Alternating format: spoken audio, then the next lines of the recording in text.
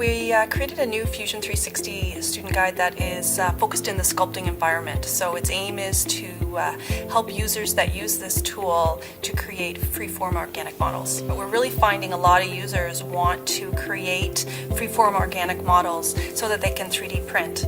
Our goal with this book is to create and allow people to see how flexible this tool is and give them all the tools that they need to learn. So I think what people are really going to like about this training guide is the number of student exercises that are available.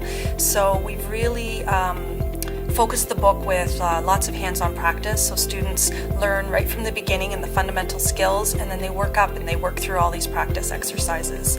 At the end of the book, there's also two more challenging project exercises that also really test users' knowledge of all of what they've learned. Even for those that get lost while they're working on it, we also have embedded some videos right in the content so that they can review and find out where they've gone wrong. What students will be able to do at the end of this training guide is work through a complete design in the sculpting environment. So it teaches them right from the fundamentals all the way up to using all of those skills to create their freeform organic models.